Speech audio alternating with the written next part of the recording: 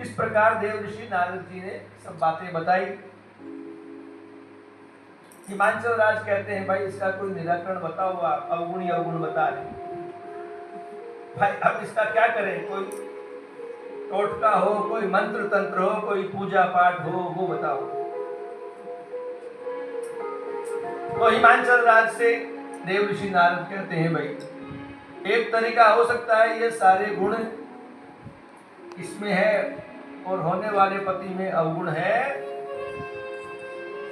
ये जो अवगुण है ये भगवान शंकर में भी लगभग मिलते हैं, बल्कि मोटा मोटी सारे ही मिलते हैं। यदि हिमांचल राज इसको शिव मिल जाए तो आपका काम बन सकता है,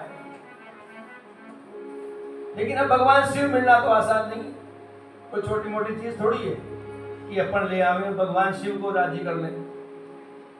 और वो तो अभी अभी पत्नी को त्याग करके अघोरी बने, वो विवाह करने ये भी जरूरी नहीं है। बाबा तुलसीदास जी लिखते हैं नारद जी ने कहा और अपने घर में चले, क्योंकि नारद जी 2 घड़ी से ज्यादा कहीं ठहरते नहीं है। उधर नारद जी की अपने माता पिता से बात सुनकर पार्वती जी ने मन में विचार किया मेरे माता पिता मुझसे ये बात नहीं कह सकते, बेटा तुम शिव को प्रसन्न करो, शिव की आराधना के लिए चली जाओ। इसलिए जब दूसरा दिन हुआ तो पार्वती जी ने अपनी माता से कहा है माता जी मैंने रात को स्वप्न देखा, उस सपने में मेरे को एक ब्राह्मण नजर आया, ब्राह्मण ने मुझे उपदेश दिया, आदेश दिया है बेटी तुम तप करने चली जाओ तो तुम्हारे माता पिता का कष्ट दूर हो जाए और तुम्हें शिव की प्राप्ति हो जाए। और हे माता जी मुझे शिव जी से बड़ा प्रेम है, इसलिए मैं तप करने के लिए वन में जाना चाहती हूँ। बहुत प्रकार से माता पिता को समझाया, माता पिता के हृदय में तो ये बात थी। माता पिता ने भी पार्वती जी को तप करने के लिए आज्ञा दे दी। पार्वती जी उस स्थान पर आ गई जहां गंगा अवतरण हुआ था। पहले जहां गंगा जी इस धरा पर प्रकट हुई थी उस स्थान पर आ गई और कठोर तपस्या कर। और सज्जनों ये तप क्या है? तप है किसी भी उद्देश्य की प्राप्ति के लिए अधिकतम प्रयास, कठोर परिश्रम करना, अपनी सुविधा नहीं देखना। आपकी सुविधा से भजन नहीं हो सकता, हर चीज हमारी सुविधा से नहीं हो सकती जीवन में।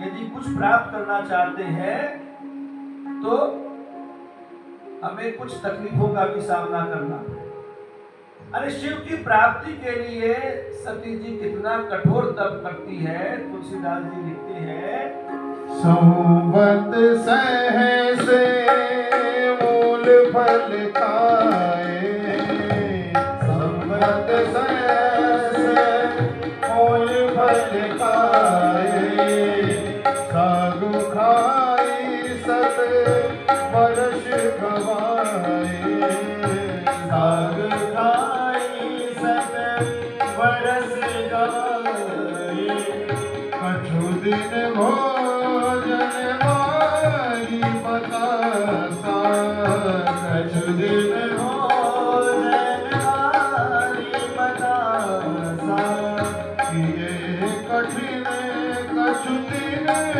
उपवासा, किए कठिन कछु दिन उपवासा, बेन बांधी मही परई सुखाई, बेन बांधी मही परई सुखाई, तीन सहज संवत सोई खाए, तीन सहज संवत सोई